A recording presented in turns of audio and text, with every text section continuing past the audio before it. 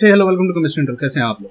सो देखिए, इस particular video में स्टार्ट करते हैं केकुलस स्ट्रक्चर्स के साथ, एंड जिसको हम कंडेंस स्ट्रक्चर्स कहते हैं एक और। ठीक है, तो दो टॉपिक्स होंगे एंड इसके अलावा एक बहुत इंपॉर्टेंट टॉपिक हमने जो लास्ट लेक्चर में जहाँ पे हमारी कहानी खत्म करी थी, that's all about ammonia, NH4 ammonium ion, NH2 minus ion, methane, methyl cation या methyl anion, carbocation, carbon anion के बारे में। और मैंने आपसे ज़्यादा से ज़्यादा एक क्वेश्चन कहा था कि बताइए रेडिकल का स्ट्रक्चर जो होगा वो कैसा होगा। उम्मीद करता हूँ आप लोगों ने वो स्ट्रक्चर सब तक ढूंढ लिए होंगे और आपको उसका आंसर मिल गया होगा। सबसे पहले बात करते हैं केकुलस स्ट्रक्चर्स के बारे में। इसी देखिए, हम लोगों ने कंडेंस स्ट्रक्चर, हमने लिविस स्ट्रक्चर्स के बारे में पढ़ा था। लिविस स्ट्रक्चर में आप क्या करते हो, आप किसी भी सेंट्रल मेटल के, सेंट्रल एटम के आप वहाँ पर ड्रॉ करते हो वैलेंस इलेक्ट्रॉन, और इस तरीके से स्ट्रक्चर को ड्रॉ करते हो।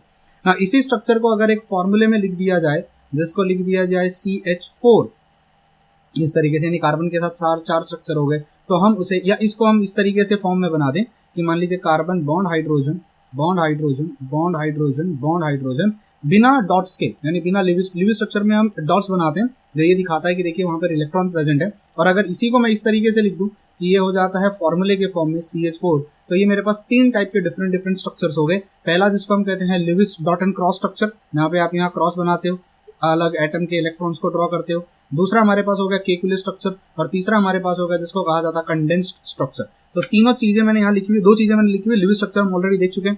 तो देखिए केकुलस स्ट्रक्चर्स एंड कंडेंस्ड स्ट्रक्चर्स, आप अगर यहाँ पे देखोगे तो ये जैसे मान लीजिए एक बहुत बड़ा स्ट्रक्चर आपको दिख रहा होगा जहाँ पर कितने कार्बन है, कार्बन के साथ कौन कौन लगा हुआ है उसको स्पेसिफाई किया है, और अगर उसी चीज को हम फॉर्मूला के फॉर्म में कन्वर्ट कर देते हैं तो वो हमारी बन जाती है कंडेंस्ड स्ट्रक्चर। तो ये चीजें हैं, इनको याद रखना, बहुत सिंपल सी बेसिक सी चीजें। ठीक है, अब स्टार्ट करते हैं हमारे मेन टॉपिक्स के साथ, जिसको कहते हैं बॉन्डिंग इन इथेन, और ये बहुत इंपॉर्टेंट होने वाला है। देखिए, सबसे पहले समझने की कोशिश करते हैं इथेन क्या है। मान लीजिए अगर आपके पास दो कार्बन है, कार्बन 1, एंड मान लीजिए आपके पास सेकंड कार्बन है, कार्बन 2। दोनों का एटॉमिक नंबर क्या होता है? एटॉमिक नंबर इसका भी 6, इसका भी 6 होगा। मान लेते हैं इसका electronic configuration 1s2, 2s2 and 2p2। Same यहाँ पर होगा 1s2, यहाँ पर होगा 2s2, और यहाँ पर भी हो जाएगा 2p2। हमने देखा था कि 2s के अंदर हमारे पास यहाँ 2 इलेक्ट्रॉन होते हैं, और 2p के अंदर हमारे पास यहाँ पर 1-2 इलेक्ट्रॉन होते हैं। यहाँ पर भी 2s के अंदर 1-2 इलेक्ट्रॉन होंगे, और p के अंदर भी हमारे पास कितने होते हैं? 1-2 इलेक्ट्रॉन, एक ऑर्बिटल खाली पड़ी रहती है।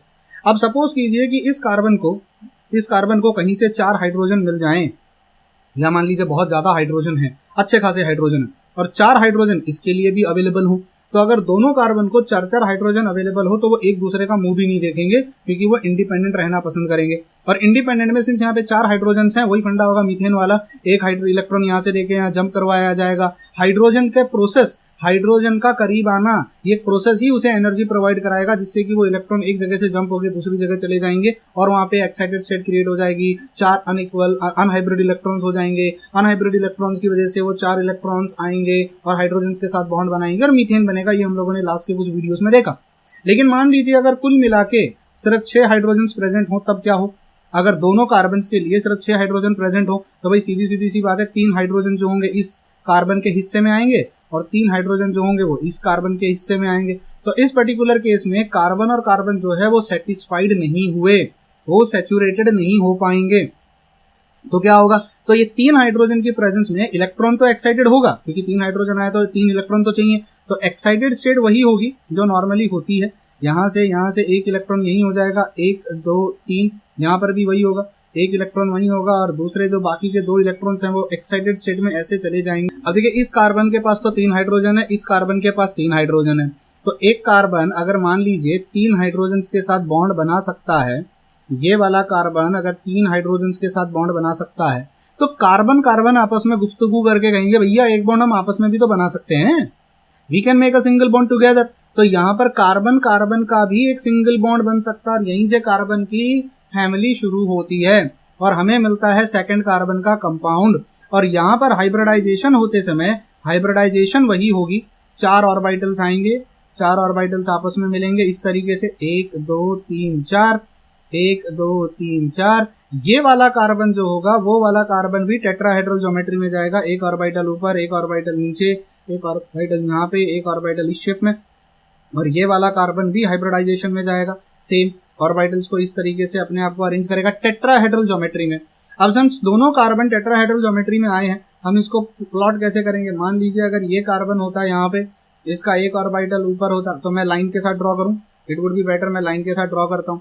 एक ऑर्बिटल यहाँ, एक ऑर्बिटल यहाँ, एक ऑर्बिटल यहाँ, और सेकंड कार्बन जो होगा वो इस तरीके से यहाँ होगा, जिसका एक ऑर्बिटल यहाँ, एक ऑर्बिटल ऊपर, एक ऑर्बिटल और एक ऑर्बिटल। आई होप आपको समझ में आया होगा। दो V एक दूसरे में उलझे हुए होने चाहिए, मैंने प्रीवियस वीडियोस में बताया था। तो ये वाला कार्बन और ये वाला कार्बन एक बॉन्ड बना लेंगे इस तरीके से, यहाँ हाइड्रोजन, यहाँ हाइड्रोजन, यहाँ हाइड्रोजन, यहाँ हाइड्रोजन, यहाँ हाइड्रोजन और यहाँ हाइड्रोजन आ जाएगा। दोनों कार्बन टेट्राहेड्रल शेप में आ गए हैं और दोनों कार्बन एक दूसरे के साथ बॉन्ड बनाएंगे और दोनों ही कार्बन की ज्योमेट्री टेट्राहेड्रल होने वाली है। अब यहीं से कहानी शुरू होती है मेन, जो आपको स्टीरियो केमिस्ट्री में काम आएगी, जो आपको आने वाले टाइम में जब आप ऑर्गेनिक के एडवांस कॉन्सेप्ट्स पे जाओगे तब आपको काम आएगी कि अब ये जो इथेन है ये दो पॉसिबल स्टेट में हो सकता है। कैसे दो पॉसिबल स्टेट में, देखिए समझने की कोशिश कीजिए। मैंने आपसे कहा कि मेरे पास इस तरीके से एक प्लेन होगा और उस प्लेन में एक कार्बन होगा जिसमें एक बॉन्ड यहाँ, एक बॉन्ड यहाँ, एक बॉन्ड नीचे और एक बॉन्ड ऊपर होगा। फिर मैंने कहा आपके पास दूसरा कार्बन होगा जिसमें कार्बन इस तरीके से होगा और उसका एक बॉन्ड, इसका एक बॉन्ड ऐसे बनेगा, इसकी एक ऑर्बिटल ऊपर होगी, एक इधर और एक इधर होगी। आई होप ये समझ में आया। अब देखो इसमें ना दो पॉसिबिलिटी हैं। पहली पॉसिबिलिटी क्या हो सकती है कि इसका ये वाला हाइड्रोजन और इसका यहाँ वाला ये हाइड्रोजन है, अगर आप देखो तो वो ऑलमोस्ट अपोजिट डायरेक्शन में खड़ा हुआ है, they are in opposite direction. तो हम कहेंगे भैया देखो ये हाइड्रोजन को और इस हाइड्रोजन को देखो वो अपोजिट डायरेक्शन में है, यहाँ वाला हाइड्रोजन को देखो और यहाँ वाले हाइड्रोजन को देखो वो अपोजिट डायरेक्शन में है, ये वाला हाइड्रोजन इस डायरेक्शन में है और ये वाला हाइड्रोजन इस डायरेक्शन में, यानी इसके तीन हाइड्रोजन और इसके तीन हाइड्रोजन एक दूसरे के अपोजिट खड़े हैं। पहली पॉसिबिलिटी। सर दूसरी पॉसिबिलिटी ऐसे हो सकती थी कि ये कार्बन होता और यहाँ पर भी ये वाला कार्बन होता, एक बॉन्ड यहाँ बन जाता, ये वाला हाइड्रोजन नीचे होता, इसका भी हाइड्रोजन नीचे होता, इसके दो यहाँ होते और इसके भी दो कुछ इस तरीके से प्रेजेंट होते, किसी तरीके से वो भी टेट्राहेड्रल ज्योमेट्री में आ जाता, ये भी टेट्राहेड्रल ज्योमेट्री में आ जाता। मैं आपको प्रूफ करके बताऊंगा। यहाँ हाइड्रोजन, यहाँ हाइड्रोजन, यहाँ हाइड्रोजन, यहाँ हाइड्रोजन और यहाँ हाइड्रोजन, देखो वो एक दूसरे को ओवरलैप करेंगे, ये आमने सामने, ये भी आमने सामने और ये वाला हाइड्रोजन और ये वाला हाइड्रोजन भी आमने सामने हो जाएगा। इससे मुझे समझ में आ रहा है कि there are two types of hydrogen possible. Number one hydrogen जो ये होती है और नंबर टू हाइड्रोजन जो ये हो, नंबर टू इथेन जो वो होता है। अब दोनों इथेन्स में प्रॉब्लम क्या है, उनके कॉन्फ़िगरेशन में, अब अगर आप उनको देखो, कॉन्फ़िगरेशन से ज्यादा बेटर मैं कहूंगा कि आप उनको स्टीरियो में देखो, अगर उनको स्पेस में अगर आप देखो तो स्पेस में प्रॉब्लम है। क्या प्रॉब्लम है, देखो मान लीजिए पीछे वाला कार्बन है और ये वाला भी कार्बन है, ठीक है, चलो रेड कलर से लिखने की कोशिश करते हैं। ये वाला भी कार्बन है और पीछे वाला भी कार्बन है, उसका हाइड्रोजन ऊपर है और इसका हाइड्रोजन भी ऊपर है, इसका हाइड्रोजन बाहर निकल रहा है, इसका हाइड्रोजन बाहर निकल रहा है, बाहर क्योंकि टेट्राहेड्रल शेप है भैया, याद रखना टेट्राहेड्रल शेप है, तो उसका हाइड्रोजन वो साइड में बाहर निकल रहा होगा, उसका हाइड्रोजन वो साइड में बाहर निकल रहा होगा। अगर आप दोनों को नोटिस करो, अगर ये कार्बन के ऊपर हाइड्रोजन है और ये हाइड्रोजन यहाँ आ रहा है, सिमिलरली ये कार्बन होगा, इसका हाइड्रोजन और इसका हाइड्रोजन और इसका हाइड्रोजन इस तरीके से एक दूसरे के आमने सामने हैं, they are shadowing each other, एक दूसरे, जैसे वो होता ना, आप लोगों ने पढ़ा होगा ग्रहण, जब सूर्य और चंद्रमा, सन एंड मून एक दूसरे के आमने सामने आ जाते तो हम कहते थे देखो भैया एक्लिप्स हो गया, ग्रहण हो गया। तो यहाँ पे कार्बन ने, एक मीथेन ने, एक कार्बन हाइड्रोजन ने दूसरे कार्बन हाइड्रोजन को ग्रहण कर लिया है, एक दूसरे के आमने सामने आ गए। ऐसे टाइप की जब ज्योमेट्री या ऐसे टाइप का जब आपको स्ट्रक्चर मिलता है तब हम उसे एक नया नाम देते हैं और उस नाम को हम कहते हैं एक्लिप्स्ड फॉर्म। क्या कहते हैं, एक्लिप्स्ड फॉर्म, ECLIPSED, एक्लिप्स्ड फॉर्म। तो ये आपका कौन सा फॉर्म हो गया, इसको कहा जाता है एक्लिप्स्ड फॉर्म। समझ में आया। दूसरे में जहां अगर आप देखो ये कार्बन है और ये कार्बन है, इसके दो हाइड्रोजन यहाँ है तो इसके दो हाइड्रोजन अपोजिट में है, इसका हाइड्रोजन नीचे है तो इसका हाइड्रोजन ऊपर, देखो आपको लग रहा है नीचे ऊपर है पर वो शेप में होगा, ठीक है। आई होप इसमें देखो ये कार्बन के साथ यहाँ निकला हुआ हाइड्रोजन है तो वहाँ बाहर दूसरी तरफ जाता हुआ हाइड्रोजन होगा, यहाँ पर ये दो डायरेक्शन में है तो वहां पर वो दो डायरेक्शन में। ऐसे टाइप का जब आप इथेन का स्ट्रक्चर देखोगे तो उसे कहा जाता है स्टैगर्ड फॉर्म। क्या कहा जाता है, स्टैगर्ड फॉर्म। तो ये जो दो फॉर्म है इथेन के, ये स्टीरियो केमिस्ट्री के पॉइंट ऑफ व्यू से बहुत इंपॉर्टेंट है और बहुत काम आते हैं। अब इनको समझने के लिए मैंने कुछ और डायग्राम्स की मदद ली है। जैसे यहाँ देखिए, बहुत सारे बच्चों को ये डाउट होता है सर कैसे वो टेट्राहेड्रल में रहेंगे। तो मान लीजिए ये दो बॉक्स हैं, यहाँ एक कार्बन है, वहां एक कार्बन है, ये कार्बन भी टेट्राहेड्रल फॉर्म में है और वो कार्बन भी टेट्राहेड्रल फॉर्म में है। टेट्राहेड्रल का मैंने आपको एक रूल समझाया था, अगर ये डॉट है दो V होने चाहिए, अगर एक ऊपर है तो एक नीचे होगा और एक अगर इधर है तो एक इधर होगा, ये 90 डिग्री दिख रहा है पर वो 90 डिग्री नहीं होता है, वो जो एंगल होता है वो 109 डिग्री होता है, करेक्ट है। ऐसा अगर आपको कहीं दिखे दो वी एक दूसरे में उलझे हुए, मतलब वो टेट्राहेड्रल ज्योमेट्री है, इसकी गारंटी ले लेना।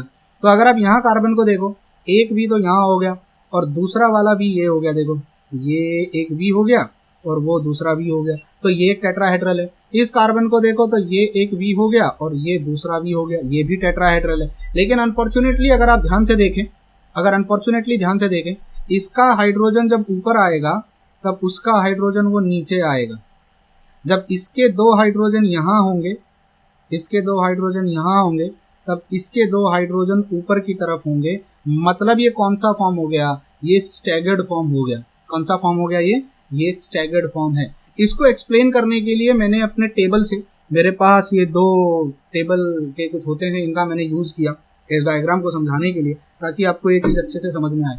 मान लीजिए इस बॉक्स के अंदर, इस क्यूब के सेंटर में एक कार्बन बैठा है और उस कार्बन ने एक बॉन्ड बनाया है यहाँ के कार्बन के साथ। यहाँ एक कार्बन होगा और वहाँ सेंटर में एक कार्बन बैठा होगा। इनके सेंटर में आप कार्बन इमेजिन करो, जैसे यहाँ इस बॉक्स में। तो इस कॉर्नर पर एक हाइड्रोजन था और अपोजिट दो कॉर्नर्स पर हाइड्रोजन था। यानी यहाँ मैं हाइड्रोजन लिख सकता हूँ, यहाँ मैं हाइड्रोजन लिख सकता हूँ, यहाँ मैं हाइड्रोजन लिख सकता हूँ। दो अपोजिट कॉर्नर्स पे और एक ऊपर की तरफ। तो यहाँ मैं कह सकता हूँ दो अपोजिट कॉर्नर्स पे और ऊपर की तरफ। सेंटर में वहाँ कार्बन मान लेते हैं ऐसा और यहाँ कार्बन मान लेते हैं यहाँ पर ऐसा। इन्होंने कार्बन ने बॉन्ड बनाया हुआ है इस तरीके से। Can you see a tetrahedral geometry? I can see a tetrahedral geometry. I don't know about you people, आप लोगों को वो टेट्राहेड्रल ज्योमेट्री दिख रही है कि नहीं? बीचों बीच अगर कार्बन हो तो एक ऐसे वी बनेगा। अगर इसको थोड़ा सा और मैंने टिल्ट कर दिया होता तो शायद बहुत बेहतरीन ज्योमेट्री बनती, ऐसे। और इस तरीके से एक ऐसे बनेगी, ये देखिए ऐसे। अगर यहाँ हाइड्रोजन, यहाँ हाइड्रोजन, यहाँ हाइड्रोजन और यहाँ का कार्बन जो होगा इस तरीके से बॉन्ड बनाएगा। अब इस ज्योमेट्री के हिसाब से अगर देखो तो एक कार्बन यहाँ, एक हाइड्रोजन यहाँ बैठा होना चाहिए ऐसे, और एक हाइड्रोजन उसके अपोजिट में होना चाहिए इस तरीके से यहाँ पर, है ना, टेट्राहेड्रल ज्योमेट्री बनाने के लिए। और एक हाइड्रोजन बैक साइड में होना चाहिए, तो वहाँ बैक साइड में वहाँ की तरफ जो होगा उधर की तरफ एक हाइड्रोजन वो साइड में होगा। कैन यू सी? दोनों हाइड्रोजन टेट्राहेड्रल बन गए। अब ये घरगुती कार्यक्रम है, घर से निकाले भाई, अभी क्या करूँ, और बॉक्स लाने की इतने पैसा नहीं है, इतनी स्पॉन्सरशिप हुई नहीं है मेरी, तो ये घर के ही जो काम है इनको यूज करके डायग्राम बनाता हूँ। I don't believe in expand, वो ज़्यादा पैसा खर्चा करने में मैं बिलीव नहीं करता। घर की जो चीज़ें होती हैं ना, home waste, best from waste, तो ये बन गया। इसको बस मैंने इरेज किया है, मेरा हाथ वगैरह आ रहा था, उसको इरेज करके प्रॉपर डायग्राम GIF बना दिया, इसका सिर्फ PNG बना दिया। अब सोचो एक काम करते हैं, इस कार्बन को ऐसे देखते हैं, यहाँ से एक एक्सेस ड्रॉ करते हैं। Let us draw an axis from here. यहाँ से एक एक्सेस ड्रॉ करते हैं ऐसे, जो यहाँ से होते हुए कार्बन से होते हुए गुजर रही है। अगर आप तुम ध्यान से देखो, जब ये दो हाइड्रोजन ऊपर की तरफ हैं तो वो दो हाइड्रोजन नीचे की तरफ है। जब वो वाला नीचे की तरफ है तो ये वाला ऊपर की तरफ है। यानी इस तरीके का स्ट्रक्चर बन गया। अगर ये कार्बन और ये कार्बन है, अगर उस कार्बन का हाइड्रोजन नीचे की तरफ है तो इस कार्बन का हाइड्रोजन ऊपर की तरफ। जब इसके हाइड्रोजन ऊपर की तरफ हैं, दो हाइड्रोजन जब इसके ऊपर की तरफ हैं तो इसके दो हाइड्रोजन जो हैं वो नीचे की तरफ हैं। तो अपोजिट डायरेक्शंस में एक दूसरे के सामने खड़े हैं। देखो इनके बीचों बीच कोई नहीं है, there is no hydrogen in the middle. और ये दो हाइड्रोजन ने एक गैप बनाया हुआ और इसके बीच में से ये वाला हाइड्रोजन के एरो बनाऊं तो कोई नहीं दिख रहा मुझे, है ना। आई होप आपको ये डायग्राम समझ में आया होगा। और ये दो हाइड्रोजन और ये हाइड्रोजन के बीचों बीच इस तरीके से मुझे एक भी हाइड्रोजन नहीं दिख रहा है। उम्मीद करता हूँ ये डायग्राम बहुत ही बेहतरीन तरीके से आपको समझ में आया होगा। अब एक काम करते हैं, इसको 60 डिग्री घुमा देते हैं। Let us rotate it by 60 degree. जब तुम इसको 60 डिग्री घुमाओगे, क्यों घुमाना है? क्योंकि जो हाइड्रोजन तुम्हारा नीचे की तरफ है, मुझे उसको उठाकर, इसको उठाकर ऊपर लेकर आना है। I want this point to come up. यानी अब देखो यहाँ ये हाइड्रोजन आ जाना चाहिए। यहाँ ऑलरेडी हाइड्रोजन ऊपर था, उसको रेड कलर से अगर मैं ड्रॉ करूँ, यहाँ ऑलरेडी हाइड्रोजन था। अब देखो उसके सामने एक हाइड्रोजन आ गया। Can you see it? अब तक अगर तुम ध्यान से देखो, इसके सामने कोई नहीं था, नोबडी वाज देयर इस वाले पॉइंट पे। अब उसके सामने एक हाइड्रोजन आ गया। अब जब तुमने इसको वहीं रखा है, इस वाले हाइड्रोजन को वहीं रखा है, इस वाले हाइड्रोजन को वहीं रखा है, देखो अगर आप देखो ज्योमेट्री अभी भी वही बन रही है। ज्योमेट्री में कोई, इस कार्बन को, इस बॉक्स को हमने कुछ नहीं किया, सिर्फ उस वाले बॉक्स को टिल्ट कर दिया है थोड़ा सा, यानी इसको ऐसे थोड़ा सा घुमा दिया है। और घुमाने के बाद जब हमने उसको घुमाया, हमने बेसिकली क्या किया है, ये वाला हाइड्रोजन जो था यहाँ पे, ये वाला हाइड्रोजन जो थोड़ा साइड में था, कैन यू सी दिस, उसको सिर्फ घुमा के टिल्ट करके सामने लाया है। और जब इसको टिल्ट करके सामने लाऊंगा तो ये थोड़ा टिल्ट करके नीचे चला जाएगा और ये थोड़ा टिल्ट करके ऊपर की तरफ आएगा। तो जो मेरी ज्योमेट्री बनेगी वो थोड़ी हटके बनेगी और मुझे इस टाइप का स्टैगर्ड कॉन्फ़िगरेशन की जगह एक्लिप्स्ड कॉन्फ़िगरेशन दिखाई देगा। यहाँ पर एक हाइड्रोजन आ जाएगा क्योंकि वो नीचे चला गया है, और ये ऊपर की तरफ आ जाएगा, यहाँ एक हाइड्रोजन आ जाएगा। देखो आमने सामने एक दूसरे के आ गए। तो इस तरीके से आप कह सकते हो कि एक्लिप्स्ड फॉर्म और स्टैगर्ड फॉर्म, इसको हम क्या कहते हैं? एक्लिप्स्ड। स्पेलिंग मिस्टेक होगी तो इग्नोर करना। एक्लिप्स्ड फॉर्म और इसको हम क्या कहते हैं? Staggered form. स्टैगर्ड ना, ये अंग्रेजी में बड़ी दिक्कत है। स्टैगर्ड बरोबर है, स्टैगर्ड फॉर्म। आई होप ये दोनों का तरीका आपको समझ में आया होगा। जैसे इस कार्बन के बीचों बीच आपको कोई नहीं दिख रहा होगा, ये हाइड्रोजन है, और यहाँ से अगर एक लाइन मारो तो यहाँ कोई नहीं दिख रहा होगा, और ये सब एक दूसरे के अपोजिट में, यहाँ कोई नहीं है, वहाँ से कोई नहीं है। तो ये स्टैगर्ड फॉर्म है, यानी एक दूसरे को क्रॉस कर रहे हैं। समझ में आया? अब ना यहीं पे एक और तरीका देख लेते हैं। सी अगर इस कार्बन को मैं सामने से देखूं, इधर से व्यू करना स्टार्ट करूं, तो इस कार्बन का मैं एक छोटा सर्कल बना देता हूं और पीछे वाले को मैं इस तरीके से बड़ा सर्कल बना देता हूं, ऐसे। पीछे वाले के 3 हाइड्रोजन्स हैं ऐसे, तो पीछे वाले के 3 हाइड्रोजन्स हैं ऐसे, और जो आपके आगे कार्बन है, जो आपके फ्रंट में कार्बन है, उसके भी 3 हाइड्रोजन है इस तरीके से पैरेलल। एग्जैक्टली।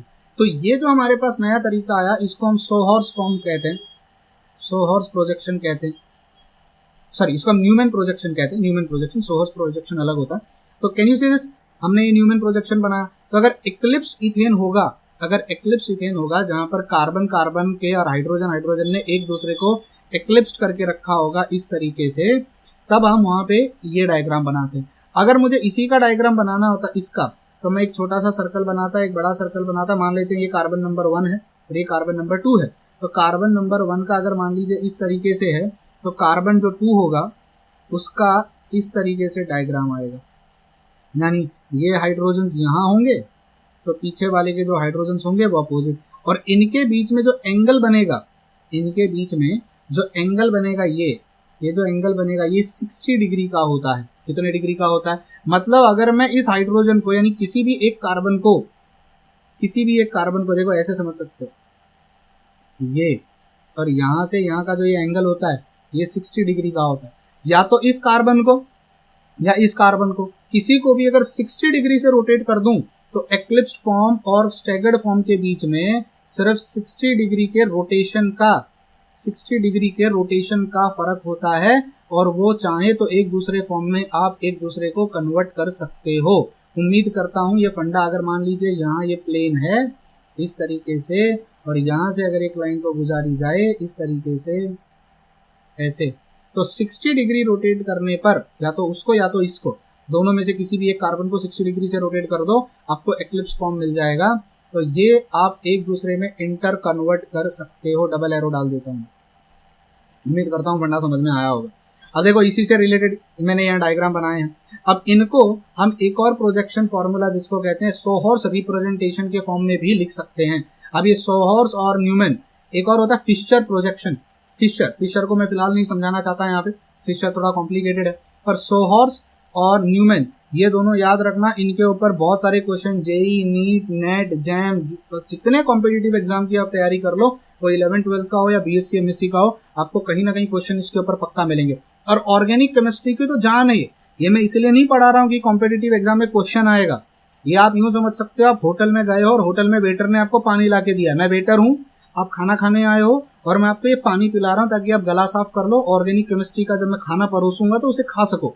तो ये ऑर्गेनिक केमिस्ट्री ऑर्गेनिक केमिस्ट्री के जो भी टीचर्स आपको आके पढ़ाएंगे, या मैं पढ़ाऊंगा या कोई और टीचर आपको जो भी पढ़ाएगा, जो भी फैकल्टी पढ़ाएगा, वो जब पढ़ाए तो आपको सब समझ में आए प्रॉपरली, उसके लिए ये सारा तैयारी करवाई जा रही है।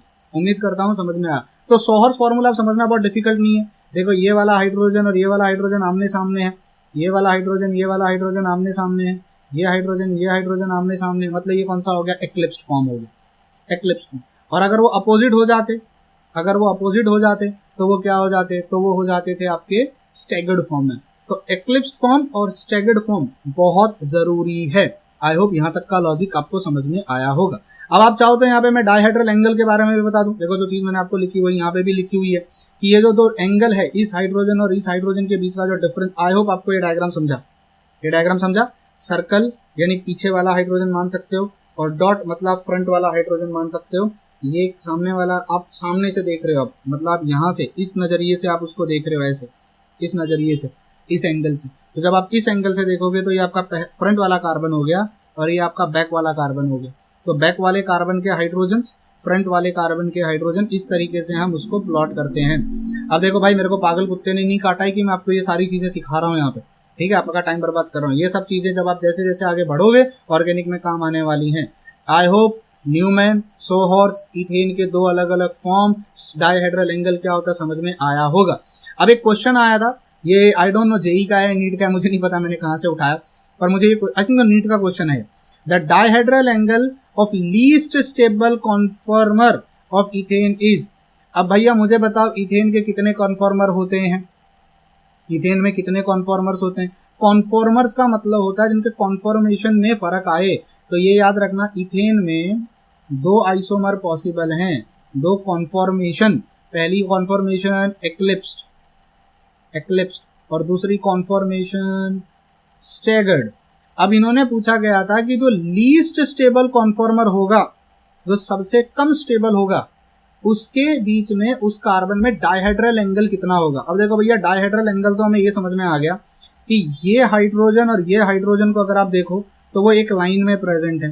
तो थीटा का वैल्यू यहाँ पर 0 हो जाएगा, 0 डिग्री थीटा का वैल्यू। और यहाँ पर अगर मैं देखूं इस हाइड्रोजन और इस हाइड्रोजन के बीच में, ये देखो 180 डिग्री पे है, पर अगर मैं यहाँ इस हाइड्रोजन के साथ कंपेयर करूं तो 60 डिग्री रोटेट कर दिया गया है। थीटा का वैल्यू यहाँ पर कितना हो जाएगा, 60 डिग्री। तो दो कॉन्फॉर्मर्स के बीच में 60 डिग्री का डिफरेंस है, ठीक है। कितने का डिफरेंस है, 60 डिग्री का डिफरेंस है। आपसे क्वेश्चन में पूछा गया है डायहेड्रल एंगल बताओ लीस्ट स्टेबल कॉन्फॉर्मर का, जो सबसे लीस्ट स्टेबल होगा। पहले क्वेश्चन तो ये होता है इन दोनों में से सबसे स्टेबल कॉन्फॉर्मर कौन सा है।